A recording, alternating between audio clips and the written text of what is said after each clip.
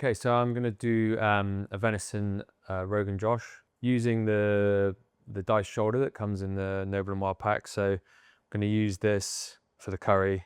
Really good use of it. Nice spices, nice bit of heat. Great meal for everyone. I'd say this probably serves at least 2-3 people.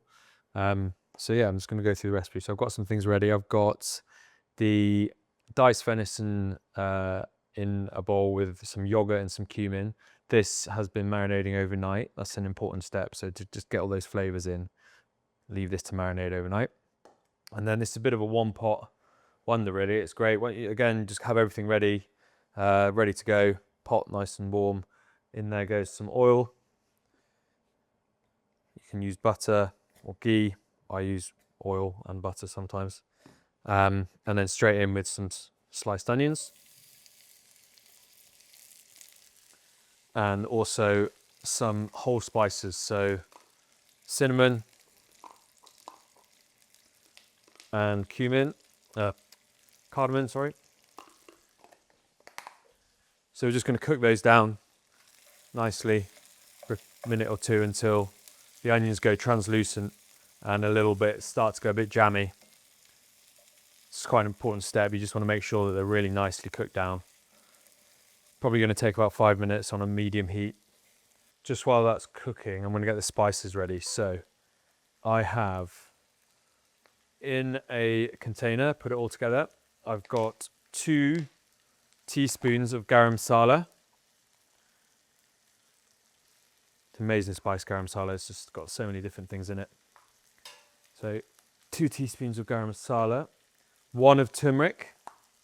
Don't go overboard with the turmeric. That can make it taste quite metallic. So 1 teaspoon of turmeric. This is for 500 grams of venison shoulder, which is one of the packs that comes from Noble and Wild. Got a teaspoon of ground coriander. We've got a teaspoon of cumin.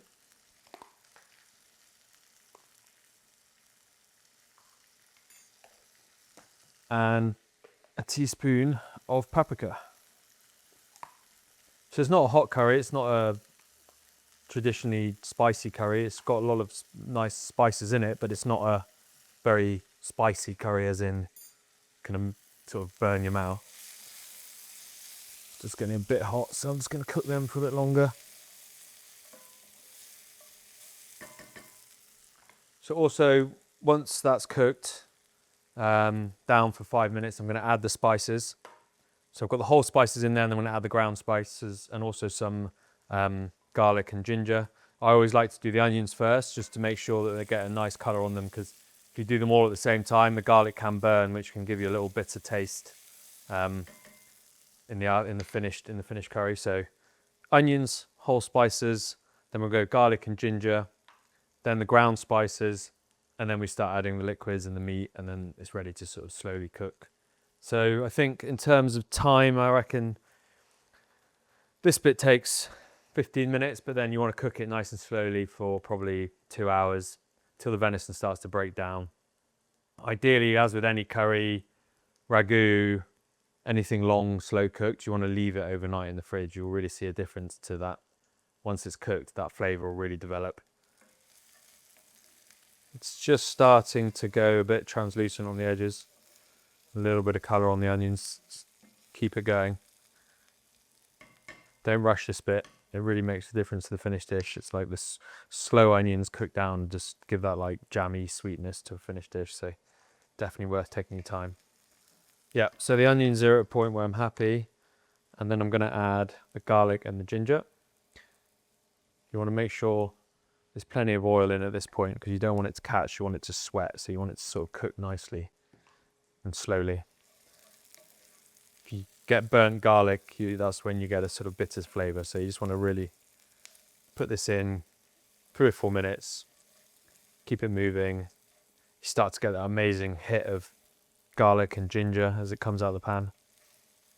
Just when you know you're making a curry, you can really feel the garlic and ginger start to come out. Okay, that's been cooked out for a minute. Now in with the ground spices, so garam masala, turmeric, coriander, paprika, cumin. You'll get a real hit of smell. That's when you start to really get that amazing smell come off the pan again. So once they've cooked out for a minute, this is when I'm going to add the meat. I like to sort of put the heat up a tiny bit because you're adding the meat and the yogurt and any juices that have come out, get all that in there. So you just add that in. Make sure you've got a pan big enough for all this at the start. And then slowly stir that all together. Start to brown the meat, mix it all together. It's already looking amazing.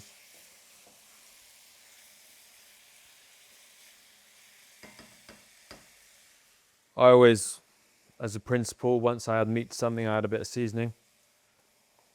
You can be pretty safe that that meat's going to need some seasoning at that point. So the final thing we're going to add is some chopped tomatoes and a little bit of water. That's the final sort of liquid that's going to really bring it together. If it's looking a little bit dry or like all the meat's not covered, you can add a bit more water because it's going to cook for a long time. It's going to reduce off, and it's, you know, you're going to have a nice thick sauce anyway. But you want to make sure you cook that meat properly. So if it's just not quite covered in meat, which this might not do, and so I'll add a bit of water at that point. Don't be afraid to use water in these kind of ingredients, in these kind of recipes. They're really, it's a good ingredient, to be honest. You can use it for making sure you're getting all the cooking liquids right.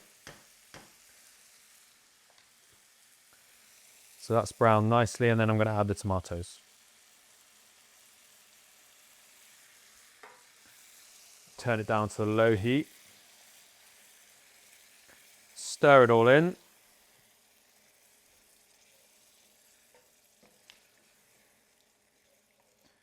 I can see that that is a little bit dry, so I'm just going to get the container that had the tomatoes, a bit of water, not much, just a little bit, and just put that in there.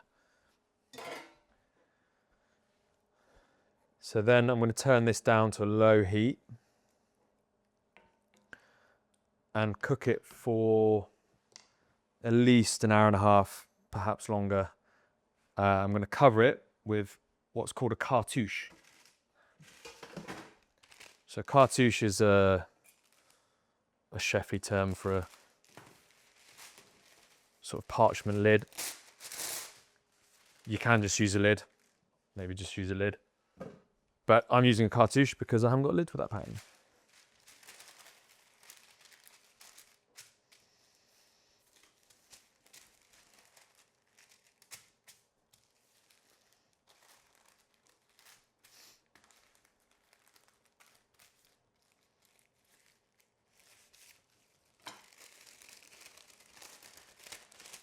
Parchment paper over the top.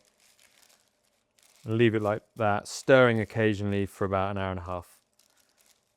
Just checking that, make sure it's not catching on the bottom, making sure the liquid's not too, there's not, the liquid's not evaporating really quickly. If you do need to add a bit more, just add a bit more water, it's fine, and just keep stirring it, making sure it's cooking really nicely and gently. An hour and a half, 2 hours, and then check it. You want the meat to really fall apart and make sure that it's really sort of tenderized and cooked through. So the curry's been cooking for about an hour and a half. I've been slowly just making sure it's not catching. Everything's nice. It's a really nice consistency. You don't want it too loose.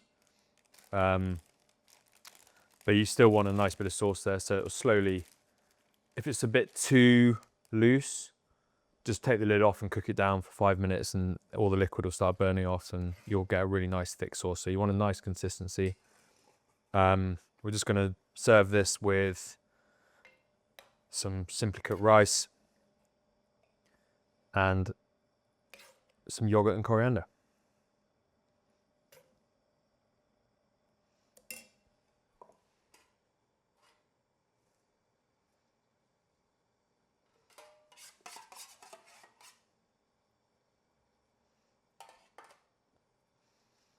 That's the venison Rogan Josh with rice, coriander and yogurt.